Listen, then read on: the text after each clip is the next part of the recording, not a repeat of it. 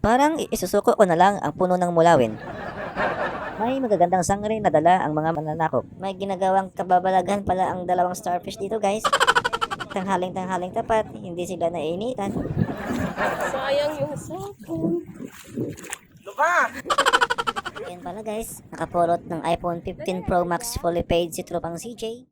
What's up mga palaboy? Andito na ang part 2 ng ating paglalakbay dito sa isla ng Malangabang sa Concepcion, Iloilo. Samahan nyo kaming mas lalong suyurin ang napakagandang beach na ito. Tara na at samahan nyo kaming ipagtanggol ang puno ng mulawin at manghuli ng mga sangre.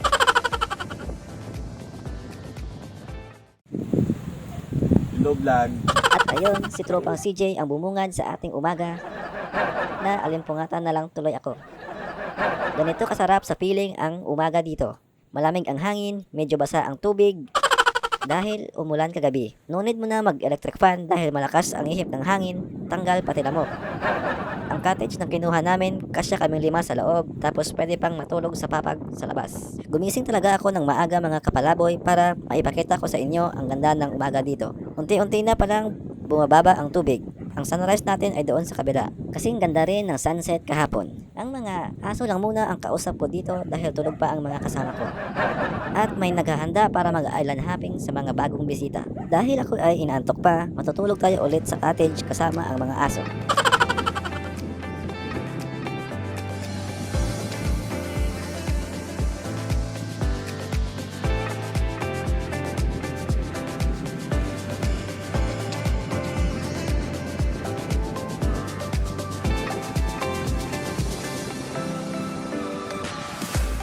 Magandang tanghali mga palaboy, dito na tayo naglalakad sa buhangin. Kakatapos lang mag-breakfast ng masarap na corned beef at fish fillet, pritong toyo pala.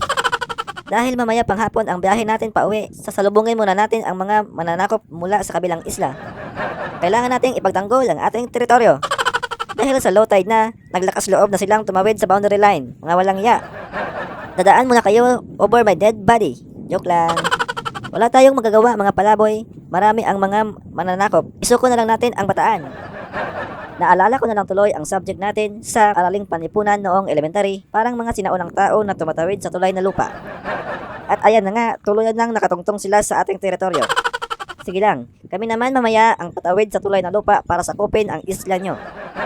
Tara mga palaboy, likuran natin sila. Susukubin natin sila mula sa likod. Low tide na talaga. Ang pinaliliguan namin kahapon ay naging buhangin na. High tide na pala ang dagat pagdating namin kahapon. Ang kagandahan pag low tide dito, makikita mo ang mga magagandang bato at corals. Makakakita ka din ng iba't ibang uri ng hayop sa mga butas ng buhangin o sa ilalim ng bato. Tara, balikan muna natin ang ating kampo. Parang nasakop na nila ang puno ng mulawin. Parang isusuko ko na lang ang puno ng mulawin. May magagandang sangre na dala ang mga mananakop, pero hinahinay tayo. Nakabantay ang aking alwina. Baka mabalian tayo ng pakpak nang wala sa oras.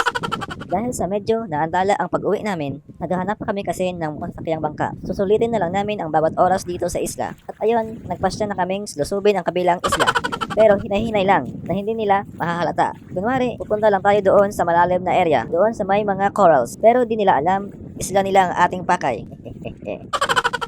Masarap dito maglakad, parang hinahata ka ng bundok papalapit sa kanya. Kung tama ang research ko, yan ang Mount Manaphag. Pwede yatang mag-hiking dyan. Marami yatang sea eagle dyan. Kasi sea eagle's nest ang nakalagay sa Google Earth. May magdadaanan kang seaweeds, seaworm, ewan ko kung anong hayop to. Halos ng mga bangka dito ay nakatambay lang pag low tide. Hindi kasi sila makaalis at ayun nga ang isang rason bakit na-delay ang aming pag-uwi. Habang papalayo tayo sa dalampasigan, mas lalong pumipino ang buhangin, mas mapino pa sa puwet ko. May mga mumunting isda sa clear na tubig, tapos unti-unti na ding naglalabasan ang mga corals. O ayun, may medyo malaki-laking isda, pwede na pang paksiw. Lapit na tayo mga palaboy, sa dulo ng mga corals. Tanaw ko na ang malalim na parte ng dagat, asol na asol ang kulay. Kaso pahirap na din ang paglalakad. Nag-iingat din kasi ako na hindi maapakan ang mga corals. Dumadami na rin ang mga isda kong nakikita. Hindi na lang ako tumuloy maglakad doon sa corals. Makapal na kasi. Baka maubos ko silang madurog. Dahil masakit talaga ang feeling ng madurog. Yung hanggang as a friend lang talaga kayo. Ayun mga palaboy, umikot na lang tayo sa kabila. May mas nauna na pala sa akin. Ayun sila sa dulo, ang mga sangre ng mananakop. Doon yata ang magandang view para mas malapit sa bundok. Narating na natin ang dulo at feeling ko tumataas na ang tubig. Mabuti pa ang tubig tumataas. Ako hindi. Ayun guys, dahil ako ay isang matapang na tao, gusto ko talaga maabot ang dulo. Ang dulo. Malayo-layo din ang nilakad namin guys para makarating dito sa dulo. Parang gusto kong pumunta doon sa mga sangre. Ako na ang magpapapicture sa kanila. Sayang naman ang paghihirap ko sa pagpunta dito. Magpapanggap na lang ako na corals para makalapit sa kanila. Binalikan ko pala guys ang mga kasama ko. Oras na daw para mag-picture taking. Siyempre may dala kaming photographer, ang aming sixth wheel na si Mel. Si kasama kong as a friend, enjoy na enjoy sa hawak niyang si Cucumber. Pa-picture daw sila. Marami palang starfish dito guys. Naalala ko na lang tuloy noong college, pinag-uusapan namin kung saan nanggaling ang starfish. Sabi ko, yung mga falling stars sa langit, yun ang nagiging starfish. May ginagawang kababalaghan pala ang dalawang starfish dito guys. Tanghaling tapat, hindi sila nainitan. At dahil hindi pa tayo naglalaba, mag-wash muna tayo dito. Binabasa ko pala ang damit na ito guys. Tapos nilalagay ko sa ulo para magiging protective gear para sa sobrang init ng tanghali. Sayang yung cellphone. Ayun pala guys, nakapulot ng iPhone 15 Pro Max fully paid si Tropang CJ. Sa mga nawawalan dyan, claim nyo lang po dito. Ayun guys, hindi na namalayan ng kalaban natin na malapit na tayo sa kanilang pugad lawin. Iitlogan natin guys ang pugad nila, itlog ng ostrich.